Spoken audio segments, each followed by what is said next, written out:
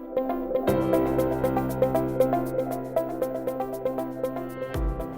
further ado, I'd love to introduce our speaker tonight, Kevin O'Neill. Maybe just a round of applause. To share with us. And we also have Donna as well, who is my co-organizer. So I want to jump in and say one thing. You heard him say he's got all these places in Chicago, DC, London. So I'm going to charge the Philly meetup to bring everybody you can so that we can have the best and most powerful group in the enterprise sales meetup. That's a little competitive thing I have. I'm just a little bit, feeling. A little bit of shout out. Yeah, a little bit of a. Yeah. So there's no blood and crips though with the meetup. If you have. Do you think it's going to evolve to that? Yeah, I do. I think. Hey, Come on, guys. We're all going to start it. I think if you have, if you find the content valuable, Mark works very hard to bring in great speakers, pedigree people, really have some breadth and depth, and we want to share that. We want to grow, and we want to grow the community so we can have a great networking opportunity in the business community. So I appreciate your coming out. Really, thank you. And the one last thing I'll say is this is totally interactive, so if you have questions, chime in. So I'm going to kick off just with a few questions, and before we do anything, maybe just introduce yourself, how you kind of found yourself doing sales. You're a CEO now, but you have a pretty multivariate background. And then share one interesting thing about you that not many other people will know about. All right, so before I will do that, but before I do that, just real quick, show of hands, how many people here are in sales? All right, so pretty much everyone, B2B sales. All right, so guys and girls, yesterday it got confirmed that we are in the sexiest part of the entire industry of anything you can do in technology right now. I watched people on the train yesterday talk about social and talk about LinkedIn nonstop. And then I got home and my 8-year-old says, "Hey Dad, did you hear LinkedIn got acquired? By the way, who's the company that acquired them?" He has no idea who Microsoft is. He has an iPhone and an iPad and a Mac, but he has no idea who Microsoft is. But Microsoft just made themselves completely relevant again yesterday. And in my opinion, if Steve Jobs were still alive, Bill Gates would be saying, "You might have won the last decade, but I'm about to win the next one." And it's going to impact all of us tremendously. So I'm Kevin O'Neill. I have a little extra pressure tonight because as the CEO of PeopleLinx, I'm actually not the founder. The founder is right here, Patrick Baines. So Patrick was in the first 120 or so employees at LinkedIn. And 4 years ago, he convinced me that social was going to change how enterprise salespeople work. And sure enough, here we are 4 years later, and it's really happening and really coming true. So, short background on me, I love new products. I've always worked on new products. If I didn't have 3 kids and a wife to help support, I would probably work at startups for free.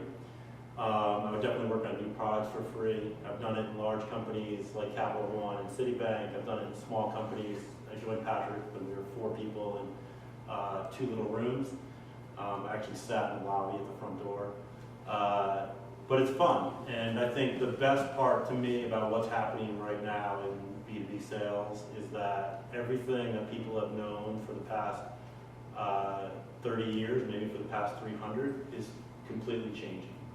The foundation isn't changing, we still do the exact same stuff, but how we do it is very, very different than how we did it even 5 years ago. One thing that people don't know about me, so I do verge on a little bit of the side of crazy. So I moved here in 2003.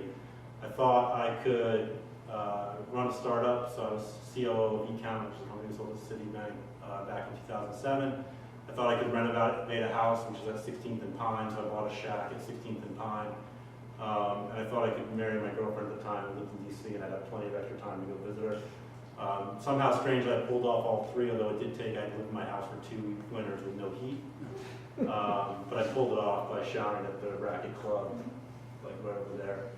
And I got to marry my wife, and we got Ecount sold. So somehow it all came together. Right. Good stuff. I'm just trying to actually run my. That's not on my LinkedIn profile. Not on the LinkedIn profile. Which we actually maybe talk about that a little bit, like what that LinkedIn profile really should look like. We're going to be talking about social selling. But speaking of social selling, I just want to kind of go on a little bit of tangent here because LinkedIn has been such big news that now like being in sales and social selling is all the hotness. Well, what do you think is the impact? I mean, just your kind of unvarnished thoughts of Microsoft buying LinkedIn. What does that really mean for sales professionals that are using LinkedIn, companies that are kind of in the LinkedIn universe, and all the social sellers that are out there? So everyone here is on LinkedIn, I'm pretty sure, and if you're not, probably don't raise your hand. It's true. But my guess is everyone's on LinkedIn. Probably about half of you use LinkedIn Navigator licenses to help you out in your sales process, but you probably use a stack of other tools. So you use your CRM, your company gives you. Maybe you use a plugin, but you probably use that in Chrome. You probably wish you weren't on Microsoft email anymore. You wish you were on Gmail or something else so that you could get everything integrated.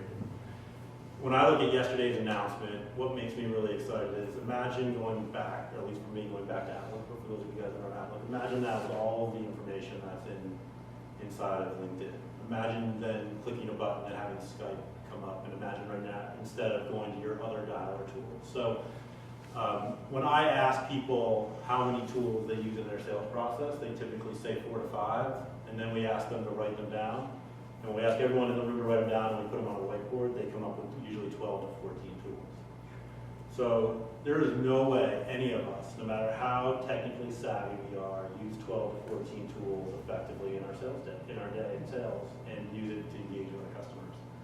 So, I envision this day in the future, and I might be completely wrong, this is new news, right? But I envision this day in the future where we're back to using Outlook, and we use it, and maybe there's some version of a browser and it has plugins, and all of it pulls from LinkedIn data, and all of it allows us to then pull up Skype, and all of it allows us to use all of the other tools that Microsoft has offered us, but we all hate because they haven't integrated as well as Chrome and Google tools have.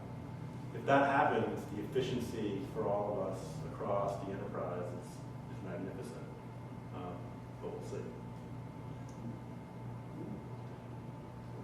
So drawing upon that, we're a product person, right? That's your kind of your Pretty much, DNA. I gravitate towards being a product person. Gravitate towards being a product person. And so I've done a lot of work with startups where founders are tech people, product-oriented people, and then they realize one day they wake up and says, I'm building the greatest product in the world, but I don't think it's going to sell itself.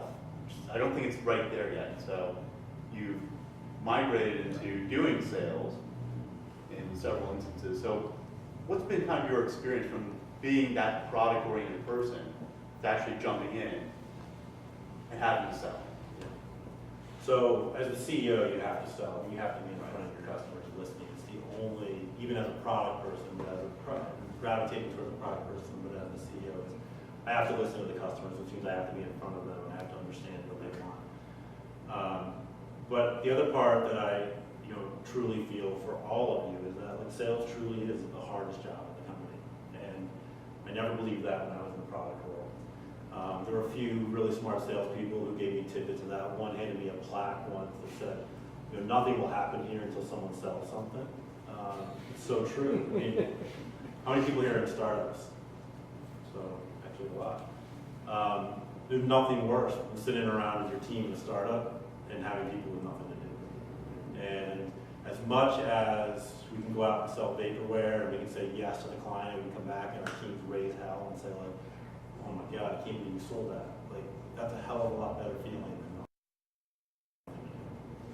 nothing. So listening to clients, coming up with what, really meeting the needs of what that client wants. I love talking about the product. And another example, talking about a salesperson is like, whoa, don't tell me how the product works. I might not be able to sell it. Which is so true, right? Because it's not because that person can't sell it to the product works, but the client doesn't care.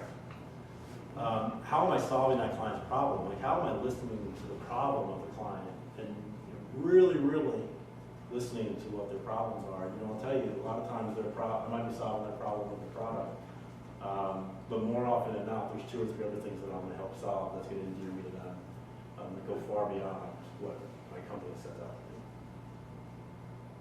Very good point. Very good point. I mean, were any kind of examples that just in conversations where you got a different sense of, you thought, oh, I'm selling X, but the buyer's really saying why. Yeah. And somehow you're able to kind of connect those two. Yeah, so, you know, I always say that there's probably 5 or 6 features in all of your products that you think are really important, but there's one feature that allows you to get the curve that investors want and to hit the quota that you want to hit. And I'll go back to one point in my career, I worked for Capital One in new product innovation. I was responsible for figuring out how to get auto loans, how to get 18 to 24-year-olds to adopt auto loans. And so traditionally, how are you supposed to, you know, textbook MBA, how are you supposed to adopt an auto loan? You're supposed to think about the APR, and you're supposed to think about how many months it is, and you're supposed to think about, you know, what the penalties are if you're late on your payment. Well, guess what? 18 to 24-year-olds don't care about any of that stuff. Yep. So for How much that be per month? in fact, most people older don't care about it either, but 18 to 24-year-olds definitely don't care about it. So for 9 months, I banged my head against the wall, and I got incremental improvement, a little 2% over here, 2% over there. And then what we figured out was they wanted total control of the process. Most of them were buying a used car, and what they hated was walking into a car dealership or to an individual transaction and saying, oh, like, hold on, let me call where I'm getting my loan. So what we did is we asked them for a list of all the things that they had about their car. So I'm going to make an offer on this car, this make, this model. By the way, we're going to give you carte blanche for that up to $8,000, $9,000, $10,000. FedEx them a check with a special letter, congratulations letter on buying a new car, let them fill in the dollar amount up to the amount. All of a sudden we started getting, like, instead of like 2% adoption a month, we started getting 8, 9, 10% adoption a month. So 400x what we were doing before. None of the payment terms changed. In fact, we were able to increase the payment terms, which isn't all a good thing either. But the key for that product and unlocking that product had everything to do with empowering that consumer in a way that they were comfortable with and making them feel good about the experience. It had nothing to do with the economics, which is what most of us thought about. Yeah, it's all like the data, the analytics, the hard numbers, but there's usually just something that's a little bit more behind that, the emotional element. It gets people really excited. Nothing to do with the data. Nothing to do with the data. So we're going to be talking, getting a little bit deeper, this whole idea of like engaging buyers, this whole universe of social selling. But what really has changed in sales actually? If we look back at 10 years ago, 15 years ago, we're doing some different things from a sales perspective. And now fast forward, we're 2016, a lot of people are saying sales has changed. Night and day. What's changed, and what do you think has, you know, been instigating that change? Technology. I mean, technology and reach has changed how we interact with people, which means it's changed how our buyers expect us to interact and, you know, learn. You know, one of the things that, and I started my career 20 some odd years ago, organizations got continually more efficient, right? So originally people got efficient in their manufacturing process. That was like the Kanban stuff of the Japanese in the 70s and 80s. And then people got really efficient in their supply chain management. That was people putting in SAP systems and all that stuff in the 90s and the 2000s. And then people went to lean startup development methodologies. But for some reason, all that time, like the top salespeople were still like, let them be, right? It's like, we don't know how we're going to make our numbers this month. And John Smith's our best salesperson. He didn't come to work for the last 2 weeks, but like, nobody mess with that guy. Because we don't know when he's going to come back, but he's going to come back and he's going to bring in, you know, what we need. And by the way, when we make the numbers, he might submit an expense report for like 40 grand, but that's okay, like we got there. And everyone was like, we don't know how he does it, so just don't mess with that. And it was like all this art. And then people like Mark Benioff and Ken Crow at Inside Sales said, like, guys, like, it's not an art. Like, there's a repeatable process here. And that, I don't think that repeatable process changed, right? That's probably been around 100 years, but we didn't have the data to support it. We didn't have the means to, like, all work within one office and then bring that information together inside of a CRM. And now we do. And so we're capturing that information at your desktop, we're capturing that information at your mobile device, and we're able to look at it and say, this is why this deal went the way it did. You know, the story of Salesforce, right, is Mark Benioff saying, like, guys, like, I know I got it, I know I'm right out of college, and I have to do inside sales, I'll do my time here, but like, don't cap me at a $40,000 deal. Like, I can sell $50,000 deals without meeting people face to face. And sure enough, he did. And I think, like, you know, that set the foundation of why he left and why he started Salesforce. It set the foundation of predictable revenue and what people were able to do there. But that same thing holds true with what you see on inside sales and what Ken Krogh and Dave Elkington believe, which is like there's a method to this madness. And we know the stats and we know what the activities that people have to take to be successful. There may be some nuance, right? We all have our own style, we all have our own way of engaging people and endearing them to us. But it's surely becoming more and more of a science and less and less of an art. Yeah, it's a good point because when you think about technology, it's made salespeople more effective because we have tools to make us more efficient. We're able to collect better data, not the typical CRM data which sits in there and is maybe 50% correct. But I think the other point about technology is that it's also done a lot to enable the other side of the equation. What's going on with buyers, right? And there's this stat which gets touted all the time. I just want to get your opinions on it. That says 57% of the sale has already been taken care of by the buyer educating him or herself before they even engage a salesperson. I mean, is that true, not true? I mean, what do you think about that? Yeah, so that stat, for those of you who haven't heard, it's from CEB, and they said that 50% of the research of the sales process is done before you ever get in touch with the buyer. Who knows if it's exactly 57%, but I'm a huge believer of that stat. And I actually think, maybe there's a good chance it's higher, right? I mean, at the end of the day, I think back to how we used to gather information. The very first job, I'd go out to a sales meeting and I'd meet with a client, and maybe I drove 2 hours away, and my boss would say, hey, on the way back, drive through these parking lots. What do you mean? He's like, well, 4 of them are competitors and 3 of them are potential clients. So drive through and tell me how many cars are there. Because that was the best way we knew it. Were they growing since the last time that we got there? Because if our competitors were growing, then we lost business. And if our clients were growing, then we needed to call on them quicker. That was only 17 years ago, 18 years ago. There's no way we would ask someone in our office to do that. If I asked them 20-something in my office did, they would look at me like I had lost my mind. So if we're researching differently, right? Like, so are our buyers researching differently. Like, look, 10 o'clock at night on an iPad is how I'm convinced almost all of my buyers do their research. Their families go to bed, their spouse watches a show or does work on their own. Like, you start researching companies and you can find out everything. And where do they end up? They might start with a Google search, and they might then go to Gartner or some analyst report, and then they're probably going to go to some crowdsourced report. And then they maybe go to a white paper on my company's webpage, and guess where they go next? They go to my LinkedIn profile. And I know because I see that they're there, right? And so almost who views my LinkedIn profile almost matches my Marketo or my LFR, my hard out report the next day, because they did both. And so they're making a decision about my product, they're making a decision about my company, they're making a decision about the team they're going to work with. And they've done all that before they've talked to me. But to that extent, I mean, then it's almost like they're working the salesperson out of the equation, but they still need salespeople. And I think some of that same research in CEB strongly suggested that salespeople are the biggest factor in a company making a decision, a purchase decision. It's that interaction with a salesperson. So what is it about what the salesperson does? And also from the flip side, what are buyers expecting from a salesperson when they first engage? What do they want that salesperson to do? Yeah, so I think in that CEB information, not only do they say that the buyer does their own research, but they also say that the average purchase went from 1 to 2 people making the purchasing decision to 5 to 7 people making the purchasing decision. And so most of our clients have this analysis paralysis problem, right? So now I very rarely walk into a CEO anymore and shake their hand and walk out and think that I have a deal. Even when that happens, I'm pretty suspect that like 3 other people are going to need demos before we get anywhere near a proposal. So all of this information, now instead of 1 person doing research with me and I'm the thought expert, they're all doing it online. 5 people in the organization are doing it.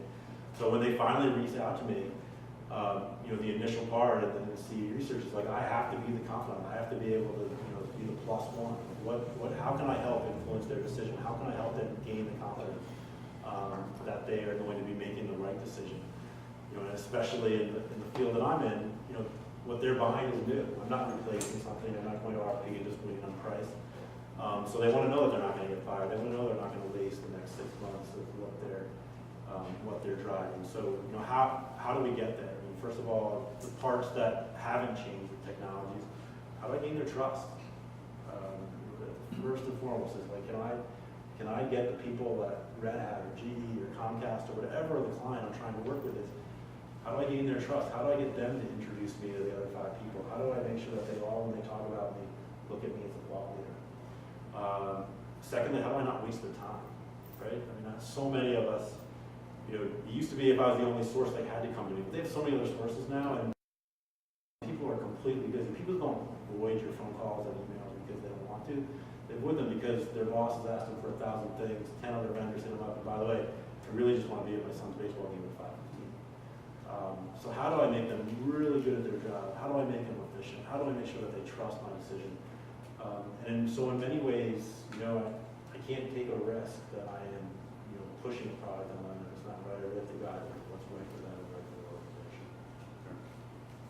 To that effect, I mean, those are all good points, but you also have to get in the door, right? And I think that's like the toughest part. I mean, we're all banging our heads, and we're all hiring these SDR teams, you know, a lot of young folks banging the phone, sending out massive email blasts, and I just feel like we're just spamming the entire universe of our. And there's not, I mean, B2B sales is not consumer, right? You have a very limited set of people you can reach out to without really pissing them off. So, how are you actually getting that spark? How are you getting in the door with some of these folks without being known as, okay, this is a company that's just spamming me consistently? I mean, nod ahead, this is the hardest problem.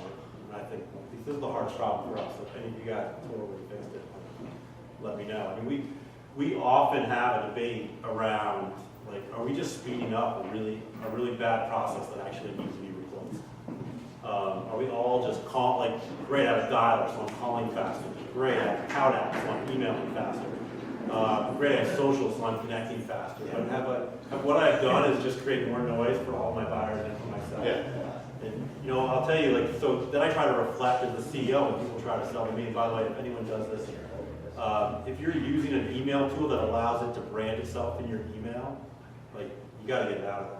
There's nothing worse to me when I think to myself, like, I'm trying to clean my inbox out at 9 o'clock at night, and salespeople have sent me that I can tell it was automated based on my response. Like, there's nothing that leaves a more sour taste in my mouth, right? Because I'm like, God, I'm not spending time with my wife or kids so I can clean out your emails, and you didn't spend any time. You automated it with technology. By the way, landed it right there.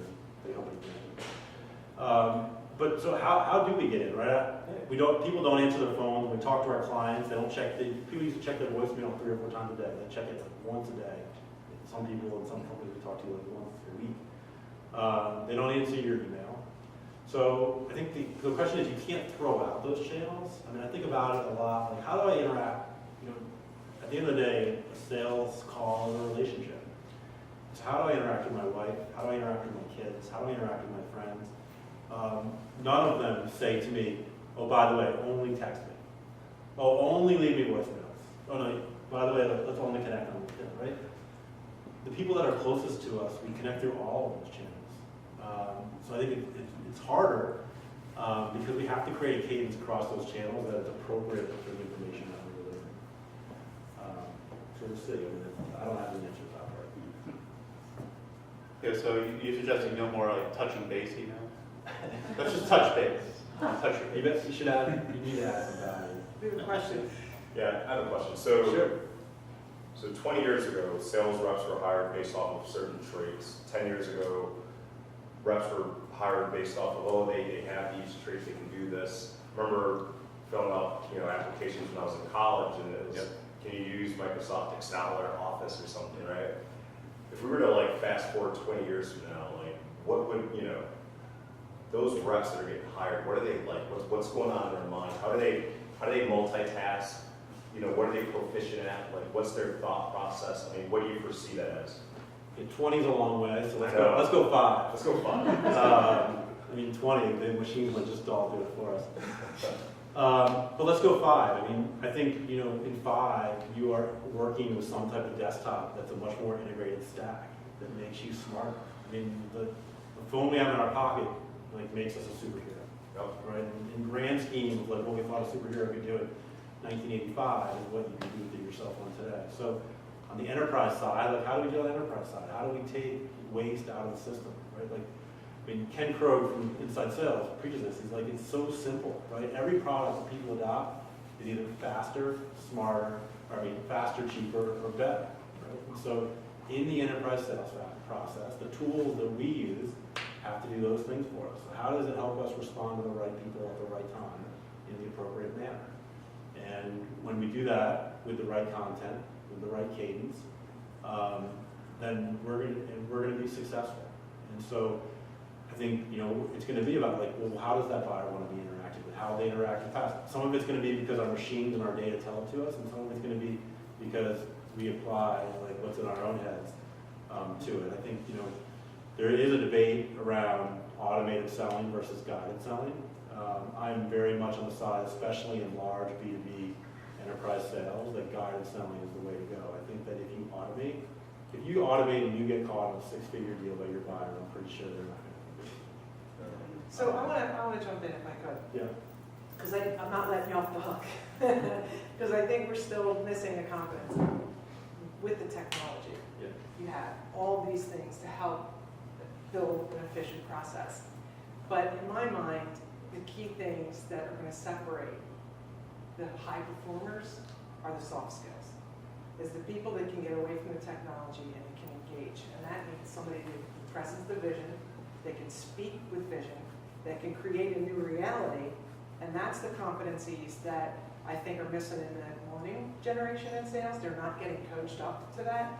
And then if you know how to use the social selling tools and all the technology that are in place to help lift some of the manual burden that we used to do. I mean, when I was selling medical sales back in the day, my yellow notepad was my CRM. And I had to go through everything and put everything on paper, and it was crazy.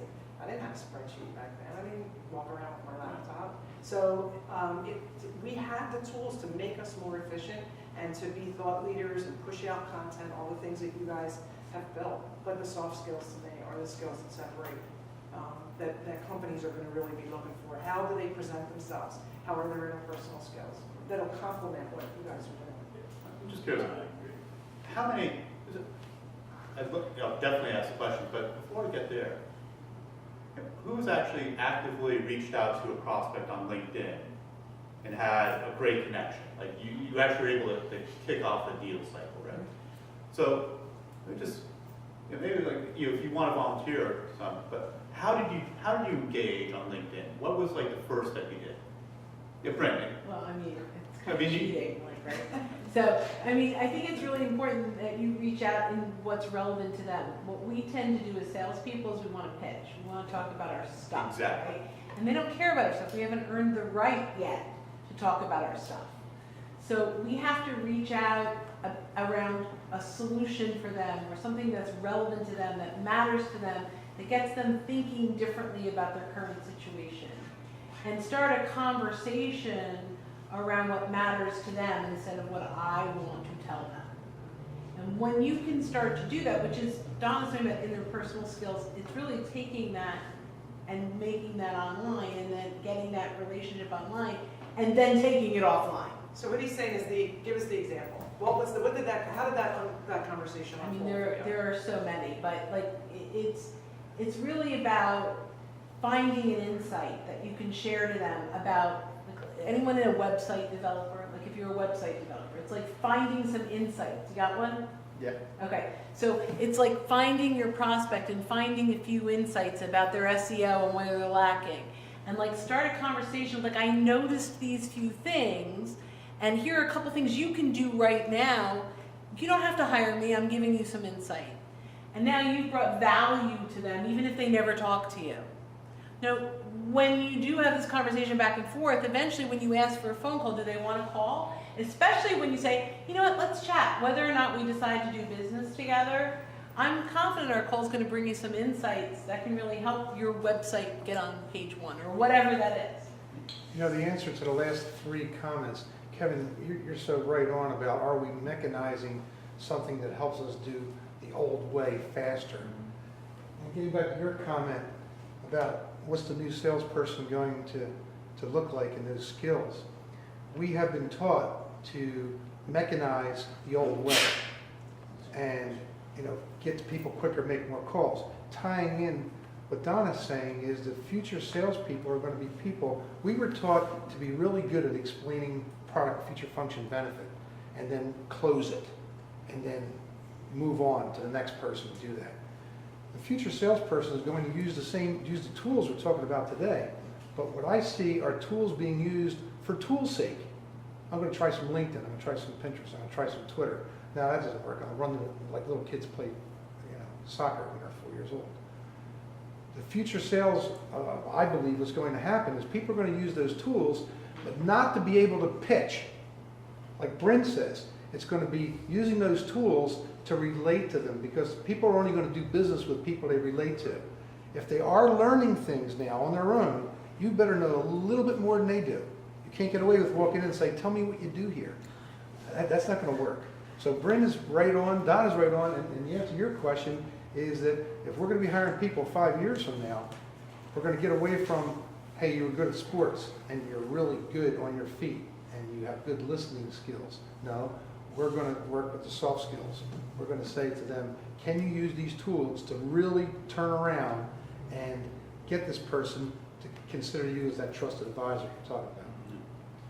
So we had a few questions. You had a comment? Oh, so for LinkedIn, I mean, I think the biggest thing is everyone wants to sell and pitch their product. So for me, it's, you know, very quickly in the email, you show credibility. So look at their LinkedIn profile, see something that you can at least relate to them. So like I used to be a Java developer, and it's amazing like how many people you can just reach out and connect with that I've written code 15 years ago, and you're a manager or a CTO that uses Java, and now we have an intimate connection now. So, you know, get yourself to a point where you feel like you're an expert and convince that person that you're an expert. And then from there, I think Brent's points about what matters to you, your organization, and to our relationship, because no one ever asks that, right? I sit and listen to all these sales meetings, and they talk for 20 minutes about their product, and they don't even know what matters to that person, like what's important to them. It's, well, you could have spent 15 of the 20 minutes not talking about those conversations because that's not important to them at all. So I think those are the two things that you have to get in your intro message on LinkedIn. And the third is to get a referral. So if I can, like one of my clients, I get the board member to reach out to the salesperson. She's not in charge of buying my stuff, but because I went through that channel, I had a meeting with the decision maker. And I bypassed all the going up this, you know, from the bottom up. I went from the top down, and you have instant credibility each step of the way based on the person that introduces you. That's great stuff. Thanks for sharing.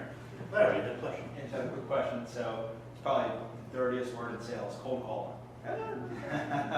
Wow. Yeah. We got to end right now. So I just wanted to get your opinion on it. So I started Cold calling.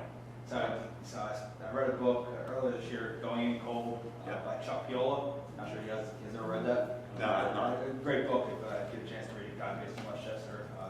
Began cold calling, grew a company, a very large company by cold calling, and so that's been about 2 years ago. I started my company, and that's been our primary sales function to date. We're starting to look into some other things, email campaigns, things like that. And one of the biggest things that Chuck kind of touched on was looking back in the 80s, probably the 80s, 70s and 80s, the technology wasn't there. You, as the gatekeeper or receptionist, they were used to kind of showing you the door as you walked in. Today, it's much different. People aren't used to the walk-in, trying to build a connection, build a rapport. And I mean, today, I met with 2 owners of companies in Ben Salem who I met through cold calls. So I'm just curious what your thought was on that, and just kind of pick your brain. Just one question before Kevin answers. What industries are you selling into? So I own a logistics and transportation consulting company. So I'm not selling brokerage, buying and selling rates. I'm selling managed solutions, systems integrations, or consulting. Okay. But to logistics, transportation companies. Manufacturing. You know, I think the key is how do you get to your client in a way that they want to integrate with you, right? So it's back to like, you know, if I talk to my wife, she'd like a phone call, but also like if I'm just going to be there in 2 minutes, she'd like a text. Yeah. So like what works for you? And I think there's outlying channels that really work for some businesses. I just went and met with Wyndham Timeshares. Yeah. I mean, the timeshare business has tried all the other channels, all these new things, and I'm sure we've all cited on timeshare. You know what still works for timeshares? Same darn thing that worked 30 years ago. Just get the people on site, get them excited, spend a day with them, give them a free weekend, and it works. And they've tried everything else, right? They continue to try everything else. And we were there because we were trying social, and that's their bread and butter. There's a company that just won like second best Place for millennials to work in the entire country, based here, called Power Windows or Power Ramada. I mean, they're hiring 22-year-olds out of school and sending them through your neighborhood. But why are they better than they were 10 years ago? Because they're using data on the back end to capture what those people, like now those kids used to just walk door to door. You know what they do now? They walk, and if someone's here from there, I might get it a little bit wrong, but they walk door to door and they actually look at your windows and they assess like within a 5 to 10 year range when your windows were put in, which makes the next guy who walks that neighborhood 3 months later that much smarter. So that model might seem old fashioned, but the tools and the data capture are making them better. I'm sure they're using probably very close to the exact same pitch they were using 10 years ago. But how they get through the neighborhood faster and how they do it is what's allowed the business to grow. So I think that no channel is dead, right? I mean, one of the things that I love, and people say like, at social, people often ask me like, well, does Twitter work for you? And I gotta understand how Twitter works for you. Well, it doesn't work 100% of the time, but no sales channel works 100% of the time. But you know what? When I reach out to 25 people on Twitter and the 2 that reach back out and follow me, guess what I just had? I have a direct messaging relationship with them now. So now, through the Twitter app, guess who just got to the top of their inbox? Just who just got top to their mobile device? Like now I have a one-on-one relationship with them that I couldn't get through another channel. Now, I'm not going to work with every single person, but surely with those 2, it's going to put me in a much different place than the other rep that I'm selling against. You have another question? Yeah. Well, yeah, it was kind of a question, but the thought that led to a question. So, technology's done one thing, which has made our world smaller, and things are just a lot faster. Like the access to information is just, it's really simple, it's really quick. So once upon a time, we believed in these massive, huge sales forces, like, just, if you hire more, you sell more, right? But it's still true today for many companies. It is. But do you think that we would trend away from that, and that, let's say in 5, 10 years, we're not hiring, it's that algorithm of more sales force means more sales. I mean, will that kind of shift away, or, what do you think? I think we'll use data a lot smarter to make sure we follow with the right person at the right time. Right? So like the process we go through should be far more efficient than the process that we go through today. Today, I have a guy that works on my inside sales team that's about to go to Penn Law School. He's way overqualified for the job. He's totally smart. And he's still at maybe he gets 10 meetings out of 100 interactions in a day. What if we can get to 15 or 20 or 25 or 30? What if you get to 50%? That's where we have to challenge what we're doing today and, get back to it. But I don't think that challenge is any different than it's ever been, right? And I'm going to lift again from Ken Krogh from Inside Sales. But Ken talks about how he made his career when he was at, what's the training company that he was at? At Franklin Covey. So he goes to Franklin Covey, they hire him as a sales enablement person, right? They hire him as a young kid, they say, come on in, install all this technology, you know how to write code, right? And he says, what are these things you guys that we mail out every month? And they said, oh, we mail out the packets. He's like, well, why don't you advertise on the packet? I never thought of that. So he starts putting little inserts in the packet. Guess what? Sales go up the next month, 5%. He didn't do anything with technology. He just thought about something they were already doing. So then he does that, and then 6 months later he says, well, guys, do we have everyone's fax number because they fax in their orders to pay by credit card or whatever. So after we put that note in, why don't we fax them 5 days later? So they know they got the note in the mail 3 days, but they throw the note in the ground, they don't send it back in the mail. So guess what he did? He sent out a follow-up fax. And they got another 10% lift. So I don't think the challenge isn't changing what we've already done. The challenge is just a different technology that we don't know how to use well. We don't know how to use all the data. As a really sort of cynical, it could be cynical product person, I would tell you I don't understand why any salesperson doesn't make their quota. Your buyer's telling you more about you than they ever told you before. You used to have to get in their office to realize that they liked the Cubs and they had 3 kids and that they went on vacation to the Bahamas. Guess what? They told me all your buyers tell you that. They tell you to on Facebook every day. You just don't know how to read it efficiently. Kevin, don't you think it's a function of the product itself? In other words, at one time, people went around to restaurants and sold glasses, tumblers. Yep. Well, they don't have to do that anymore because it's become a commodity product. Where if I'm selling financial planning and estate planning, it's a little bit tougher to put together a shopping cart and click it. Yeah, that's, So I think you have to pick your channel and pick your spot and pick your tools and know business exactly alike and the goal you are trying to accomplish or how you're carving out your niche is different. So a technology sale for a technology that's new is different than a technology sale for a technology that's been around forever. So you have to pick your spot. There's that great article in the New York Times about the woman at Amazon who was wrapped up in that thing that they published like last year about Jeff Bezos being that boss or whatever. But the good part of this article was that this woman figured out that she could send a 2-line email and say, I can sell gift cards for 10% off, are you interested? But like they were required to send like 150 a day and they would get like 2 responses. So she crowdsourced pulling all the names to India over the weekend, and she would come in on Sunday night and send out all the emails before all her colleagues, and she was hitting her quota by Tuesday, and she was scared to tell her boss because she thought she'd get fired. Now, that high velocity, like email bombardment would totally crush and sink my business. But for that product, like, she was getting the response rate she needed. So I think, again, back to your channel, and back to, power window, like, you have to pick the channel that works. And I think, what you're saying is like, at the end of the day, like, we still have to use our brains to like figure out. When you said it, if you're not receiving the channel, if you're not reading it, if you can't read, people, and you can't read the communication skill or that information or that energy that's coming at you, that's where engagement matters. That's what's going to make or break whether you get into the next phase. Okay, they read my stuff, we see their digital footprint, we know what they're doing. What he is saying when you're on the call is about engagement, and that's an interpersonal thing. There was a couple. yeah, Alex.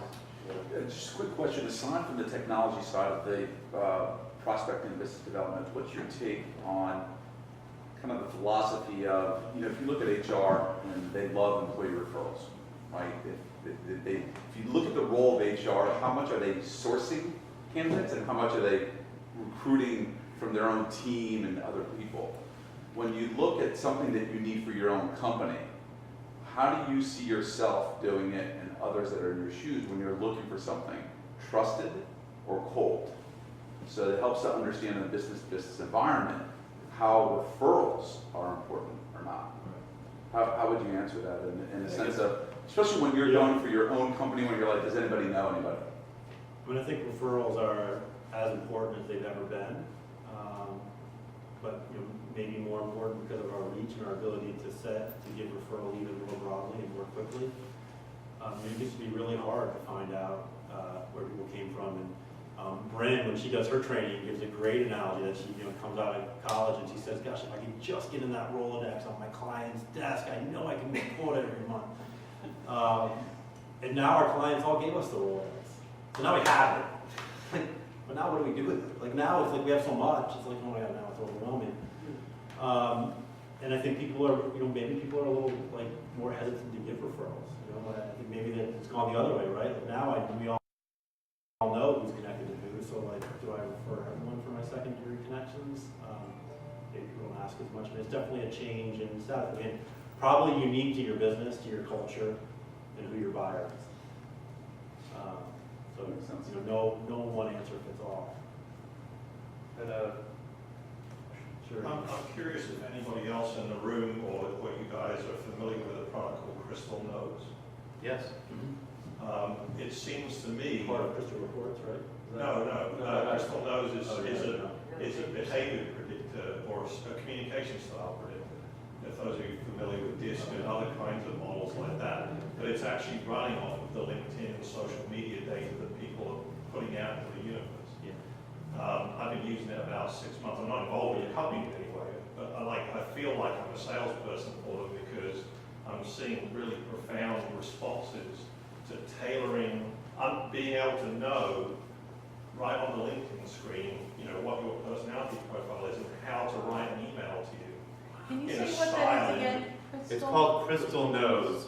So knows as no, I know this. KNO. KNO. And get all these earrings. KNOW. So, The other one's. So I'm curious if anybody else is using it, and it sounds like, Mark, you're familiar with it. very familiar with it, Crystal knows. I've had it for a very long time. There's a whole host of these AI-oriented technologies that are now being dive into this whole arena of big data. What's the big data? It's big data. All of us here in the room, and all the stuff that you put out there in public channels. Well, now there's companies that are now harvesting, starting to build out these very interesting profiles. And this also plays into sales as well, because if I know that I'm going to reach out to Kevin, he might be on the market for HR software. I don't know how I'm going to engage. I don't know how he interacts with other people. But he has a pretty wide social presence. So a company like Crystal knows, and there's others out there in the marketplace as well, but they can collect these bits of information, these tags, that represent certain behaviors.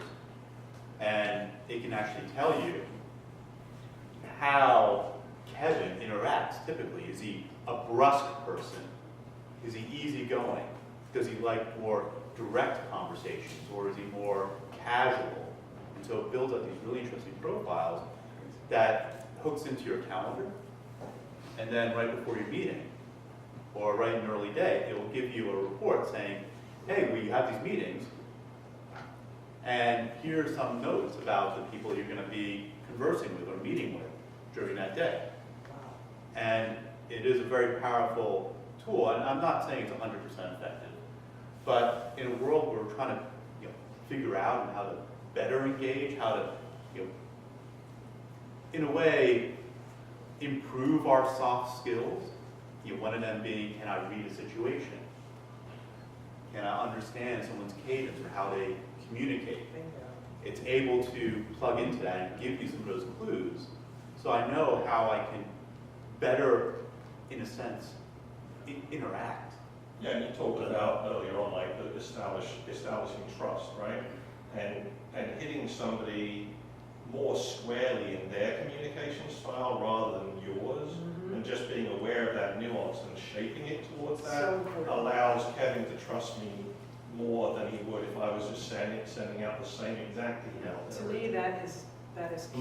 I love it, and It is you know, key. we use the tool tonight, but What if you get to the other ones around? But you said, Mark, there's others. And I Yeah, haven't heard what of I'll those. do is, in the email kind of afterwards, wrapping things up, I'll just share like a few of those things. Yeah. So that there's a long list of people that are getting into this space. There's But you one. don't- And some of it isn't necessarily, just for communications. Think about prospecting, right? Mhm. So, I want to get a better handle. Like, is this email I'm going to send out appropriate for this, group of 500 people I'm going to send a blast out to? And it can actually, modify the language behind the scenes, those direct. I mean, there's technology is going to change what we do as salespeople radically over the next 5 years. And to your question before, what's that, 5 years from now? The salesperson, they're going to be a lot better informed. And Andy, what I love about it is like a couple things. One is like the client doesn't care that you use that tool. They love it, but it makes you a superhero, right? It makes you interact with them on a way that they want to be interacted with. And if we think about how you innovate, right, better, faster, cheaper. If I sat in a meeting at Credit Suisse High Net Worth Bank, they are doing what that tool does, right? Every day they come in, or every Monday they come in and they say, here's the 800 high net worth people we're targeting in Philadelphia, and by the way, someone gathered information on whose businesses raised money and who sold businesses, and when they go to dig into those people, they know where they went to college, and they know who in Philly that they also know, and they know which of their college classmates might also work at Credit Suisse. They know where their kids go to school. They know where they go to the beach on the weekends. They know if they went on a ski trip, right? They used to spend, and they still do spend all this time doing all that stuff manually. So then if you ask yourself, what if? Like, gosh, what if I, selling $20,000 widgets or $20,000 software packages, could service all my clients just like Credit Suisse does, which is kind of what that tool does, right? So that's like where we want to pick our tools and our spots so that we don't replace the human aspect, but we just become a heck of a lot better at it. Right. So I have a comment about automation is changing for the next 5 years. So something similar happened in baseball. It's called Moneyball, where they use statistical analysis.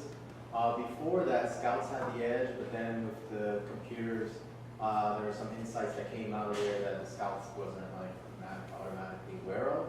But then it went back to the scouts, right? Because once everyone has the same tools and the same automations, where do you get that extra edge?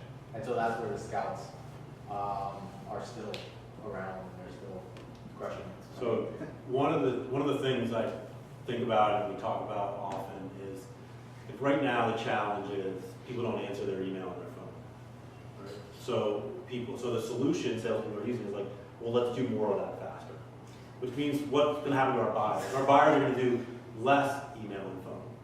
So where do I think things might be in 5 years or in 20 years is people won't have desk phones, they'll have cell phones. Which, by the way, in some countries it's illegal to cold call a cell phone or just annoy people and block your call. So what if people don't answer their phone anymore? And then what if we don't have public email?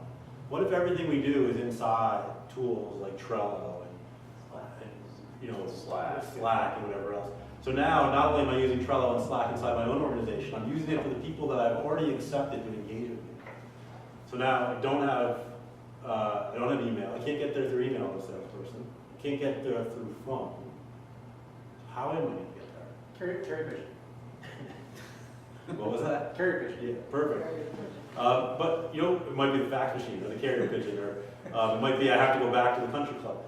I don't know the answer, but the point is that like the channel is going to change again in 5 or 10 years, and we're going to have to shift back to some other way to engage people. I mean, it might be like I have to hire the person who just left from Comcast if I want to get him from Comcast, or I have to piggyback on the vendor who's already approved, and in that circle that has a circle of influence. But who knows? And I think that's where referrals become a really big piece, right? So how do I identify who can get me in that's already in that's in their Slack, that's in their approved emails, that's in their, so how can I leverage a relationship I have and who they know? And I think that will never go away, right? That's how we always grew business, but like LinkedIn and tools like that now give us insights that we never had before. So we can proactively identify who our network is. I think one thing I'll close with is there's a company I was doing some work with. They're a global manufacturer of coatings. Right? They sell to body shops. If you think about what they do, it's very much a commodity. It's coatings. They have different colors, and there's a lot of companies that are in there. It's very, very highly competitive. Instead of just putting on the website and saying you can buy whatever you need on the website, well, then you just are just like everyone else. They changed completely how they sell. So they don't go into a body shop now, and they have people, field reps that go out and drive all these territories around the U.S. And they don't go and say, well, here are all the cans of coatings, which ones do you want today? Right? They instead, they come in with these incredibly detailed reports and spreadsheets, and they do business planning with body shop owners. And they're building ROI cases. They're helping them to understand, well, what's my break even on all of my supplies. They've changed the game what sales means. So now it's not a salesperson that comes to the body shop. It's a business advisor that's actually helping them to radically change the trajectory of their business. That's right. Oh, and by the way, here's some paints and stuff for your shop. But what have you done? You've changed what sales means, and it's not a buyer-seller relationship. It's someone who has some massive amounts of value that me as a business owner, oh, hell yeah, I want you to come in because I need some help. You've done all these studies across all these U.S. body shops, and now I'm in the lower tier. How do I get better? How do I get above average? Changes the game. And that's what I think sales, with all the technologies, everyone might be on the same level, might become Moneyball. But to your point, there's still scouts needed because what scouts do now is different than what they were doing 5 years ago. one quick comment. So I'm reading this book by Nate Silver, and there's this chapter that says, "Oh, computers are going to take over the world," but it ends with it that they're not going to take over the world because once if you're programming, a human is programming it, so all the flaws that they have, all the misperceptions they have are being inserted. You're gonna always need human discernment. Yeah. The darn humans. You just can't automate humans out of the equation. No silence. A question? Kevin, you had mentioned no one's looking at their emails or answering their phones. However, if you send a message through LinkedIn, it pops right up on their smartphone. Any suggestions on an email trying to get an appointment that you being the CEO would be more amenable to a response that would, aside from emailing some information or projects you're working on, is there do's and don'ts that you could recommend, like do not go after people on LinkedIn like this, do it more so like this? So I'm always a little bit hesitant on like, extremes, but I would say, you have to find the cadence that works for you and the people that you're targeting. So when I'm reaching out to people, I'm mostly selling to heads of sales enablement, heads of sales, or CMOs. Even in those three buyers in large enterprises, they don't have the same cadence, right? Like, don't you dare try to get a meeting with a head of sales in the last week of the month, right? I mean, if I send that person stuff, I'm dead to him. Or her. Sales enablement buyer, very different person, right? Like, let's talk about this. But I have to educate them on why I'm going to make a difference and why they should take me up the chain to the other leaders in the company. CMOs buy a little bit differently, right? CMOs are used to testing and making mistakes along the way. They're not accountable to the number at the end of the month.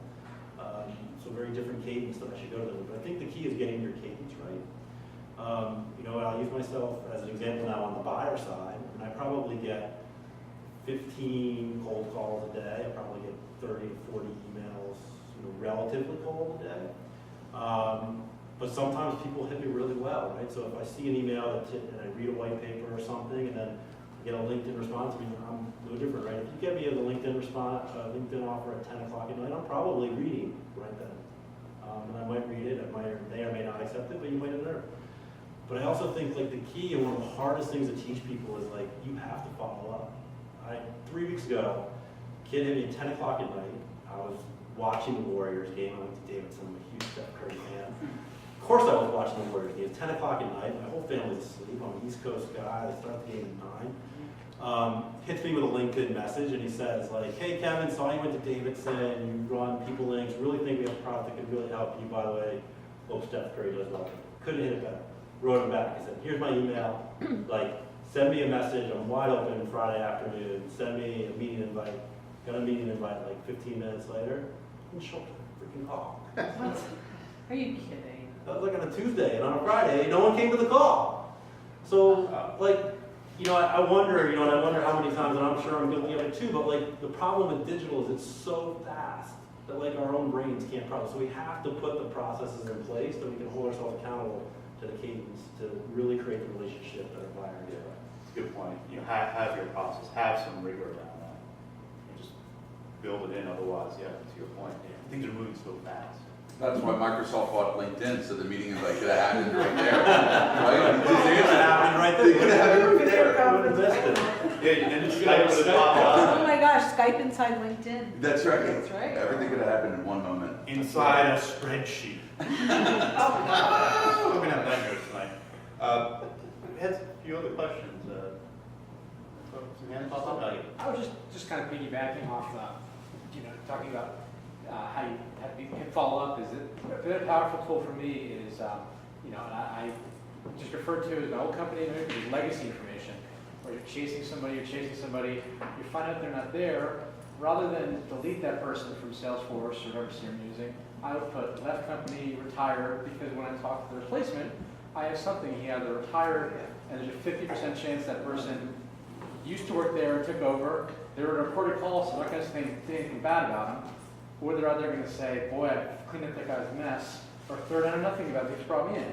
Either way, it's been a powerful tool for me to establish a relationship at the beginning, not sound threatening, and there's other people who might just, oh, he's not there, screw that guy, delete him. But now I wouldn't delete it, and I'll put a note. So if I come back or a coworker, it's just been a really powerful tool for me, which has really been helpful, and I can't imagine doing it, changing it. It's just been really, really effective. I think you're hitting on what is one of the most important skills that should be taught to people coming into sales today, is you have to take notes. Oh, Right? If I have to go to your office and I drive an hour and I go to your office and we sit and I learn that you like the Dodgers and everything else, there's a natural human mental element that I can retain. But if I do meetings in the same conference room, day in and day out, and I do 8 a day, like there is no way I can retain those notes in my head. And I think one of the biggest shortfalls of all new salespeople is that they, especially if inside, don't travel and don't be face to face, you have to take the notes. You're just dead. I'll sell to universities, and it's like sometimes you're dealing with people, and like I remember who won the Super Bowl last year, Carolina? Well, I was looking for some years of vacation, and he was a Steelers fan or something, so I put in my notes, Steelers fan, even though he's from Asheville, so the next time I talked to him, as everyone busting your balls about the Steelers losing, and that's, I'm a big fan. Notes are great. Kevin, you hit upon it slightly before, getting back to his point, is if you really want to get insight into a company, get somebody who left, either retired, quit, thrown out. They will give you they'll give you who the real buyers are, who makes the decisions or whatever. So by all means, collect those people, because once they get out of the pressure of being in the company, Bryn told us, I learned this from Bryn, by the way. I'll give her the credit. Once they leave the company and you wait a week or so until they calm down and they say, what am I going to do tomorrow? You contact them then and say, hey, let's have a cup of coffee. That's like getting the keys of the kingdom. And LinkedIn, you can do a search with past on a Yeah. certain title, so you could actually find those. So I paid attention. Good The job. key to this, though, is that you need to be careful, and this is where finesse comes in, is how do you have those conversations? You have to really act like you're being, I don't want to use the word act, that sounded disingenuous, but you have to really be in service of you're getting something, be prepared to have a fair exchange. Because if somebody's going to take their time to talk to you and help you, you're asking for their help. You have to be willing to help them. So how you finesse that conversation and open up that dialogue will matter if they receive you and they're going to give you some information and trust you. And that's just really, really important. Interpersonal. You gotta be able to reciprocate. Yeah. Like I stalked Mark forever. You did. There was no, I was reading everything he wrote. I mean, my desire to be around somebody smart was really just why I said, well, I love what you're doing. It was so sincere, and then I would say, oh, I love what you're doing, and hey, can you come to Phobia and talk to us, and hey, I love what you're doing. It came from a place of genuine concern, and I think that's where we forget about our passion. We're so busy trying to get data that we forget to be human with our prospects. And when you're human and you come to it with a fair exchange, I think your outcomes will be a lot different. I want to, getting kind of close to our time, but we'll stick around for a little bit after. I want to ask 2 last questions. Is there maybe just any sort of parting words for founders out there that are out there contemplating and selling themselves? Kind of like words of wisdom. Yeah, so share. So I've been an entrepreneur in a couple different ventures, some successful, some not so successful. I think first and foremost, you have to believe in yourself and believe in the product. At the end of the day, when you're an entrepreneur, you are the product. You're selling in advance of what you have, and you're making it happen. And you have to believe in that vision more than anyone else. And it's amazing when you believe in it, how many people you can convince to believe in it even on your very worst day. That doesn't mean you don't listen to clients. It doesn't mean you don't listen to feedback, but you have to be confident that you are going down the path. The second word, the second point of advice I'd give you is, while it looks great to say like the 1 year, 2 year, 3 year story, you're probably in it for a decade. And the people you pick to be on your team, the types of clients you choose to work with, you're going to be in it for a decade, and they're probably going to be a much bigger part of your life on an ongoing basis. So every startup I've been in, the successful and unsuccessful, and most of those people are still my friends. And they've been part of my now 20-plus year career. Awesome. Very last question. I asked this of every panelist. Is there a book, doesn't even have to be a book, but just something that's been really inspirational to you recently that you said, yeah, that's hit the mark? So I'm not going to be very creative on this, but I'm going to go right down to what this group is about. Like right where I started, this is a massively exciting time in B2B sales. And I tell you that, like I've been talking to you about it forever. I've talked about it all night. If my wife were here, she'd be like, oh God, don't talk about it again. Because she's tired of hearing it at every cocktail party and everywhere I run into someone who's in B2B sales. But like, there are times in history where you are working on something that is really exciting, right? So if you were the top guy in Japan on how to do manufacturing in 1984, it was a really exciting time for you. We're much harder to be that person than be excited right now. Like, you're not going to get front page. Like, guys, like, we all just got front page yesterday, every single place, and my 8-year-old was talking about it. Because like what LinkedIn is doing, what the technology is doing, what the data is available to do, with the reach we all have to get to our clients, is changing every single thing about how enterprises engage their customers. So, straight down the middle of the books that matter is Predictive Revenue by Predictable Revenue by Ross. which is the Salesforce story. I mean, that's table stakes, and it may or may not apply to your business. But if you take that and you learn what they did there, and then you look at like what Tomas Tungsta did with, he's a venture capitalist out on the West Coast, but what he says with flywheel selling, which is the whole idea that your most senior sales reps shouldn't even call on anyone unless they're already in your pilot. Like, and he gives very good reasons about why you should have junior people out there bringing people in, and your most senior sales reps should never be sourcing business any longer. And then you take that and put it with what Ken Crow talks about inside sales and the whole usage of data in your sales process. His new book just came out, and 100% has been released yet. Pretty darn close. Yeah, it's pretty close. Sales in the cloud, and actually Ken's speaking at our Denver group on tomorrow. So if you read those 3 things That's and you amazing. think about your business and how they apply, like, and then take the best parts and apply in your business, like, you will be doing something that no one has done in your space.